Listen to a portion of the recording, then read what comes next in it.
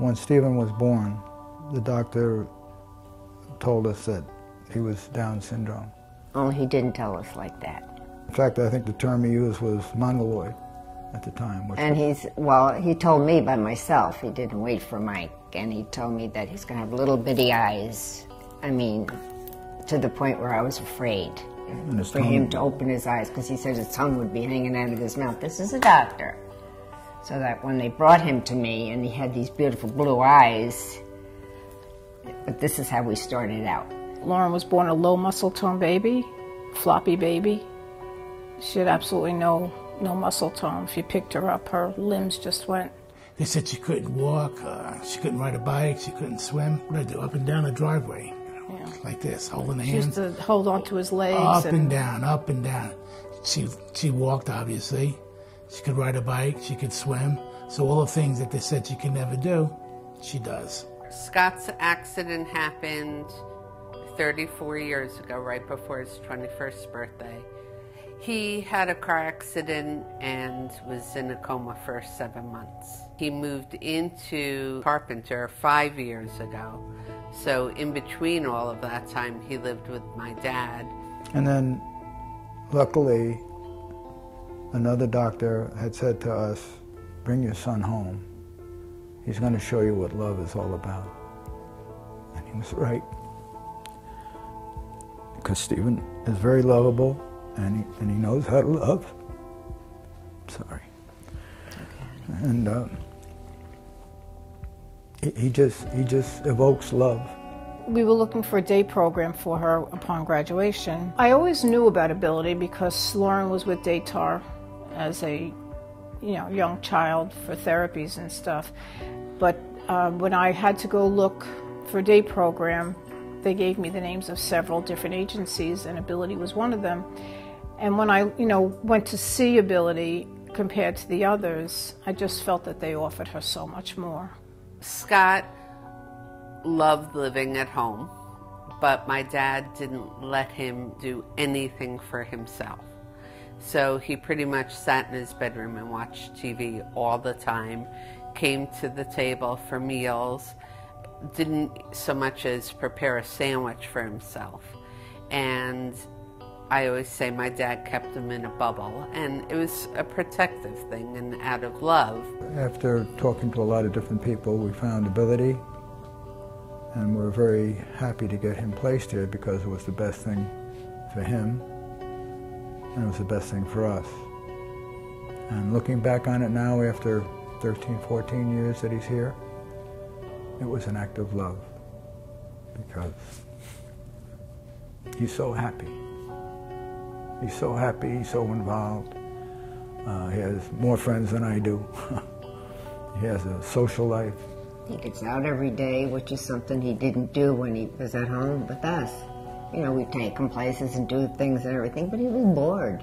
I was diagnosed with cancer. I went through treatment, chemo, radiation, and the whole time being, sick and not able to care for her on the weekends. Thank God that she did go to respite, and then he got sick, and he needed open heart surgery. And after that, I thought to myself, if something happened to the two of us, what happens to Lauren? My dad at the time was, I guess, 86, and it was getting really hard for him to take care of my brother, even with help.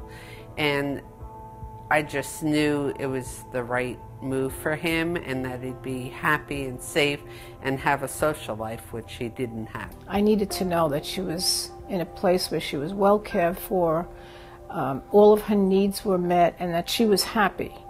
And Ability offered that. Yeah, he's going to turn 40.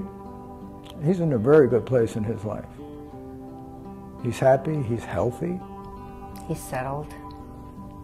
He has his family outside his family. He feels like this is his family also, and he's content.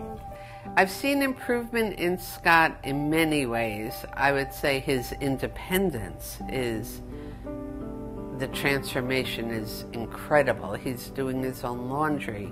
He can help to prepare the meals. Scott used to love to cook.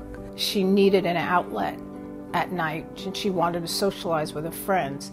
So she gets her nails done once a week, she goes to chorus, she does a sport, for every season, she does a different sport with Special Olympics. He's much better off being here than being at home full time.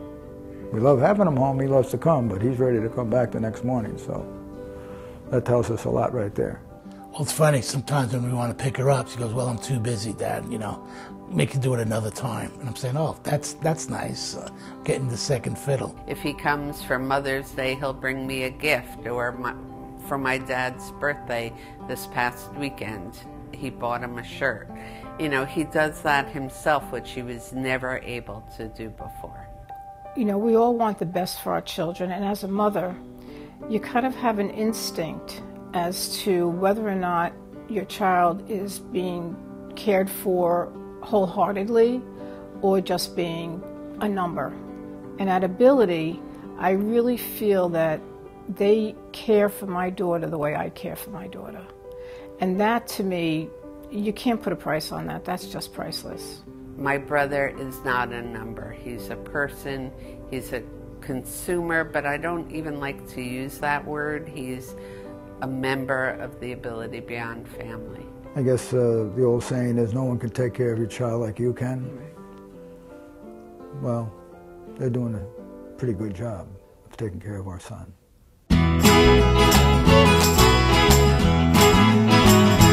It's quite good to be alive. Oh, what you're needing you will find if you open up your mind. Ask the world to be your Valentine. Oh, there's no reason to be shy. It'll say yes every time. The person that you're looking for is right behind your eyes. It's quite good to be alive. Bump, bump, bump, da-da-da-dum, bump, bump, bump, da-da-da-dum, bump, bump, da-da-da-dum, bump, da-da-da-dum. It's quite good to be alive. If you don't agree now, that's fine, but give it a little time. And I gotta say the pleasure's mine. Oh, 'cause without everyone else, there'd be no his or hers or mine. Everything you've been looking for was right there all the time. It's quite good to be alive.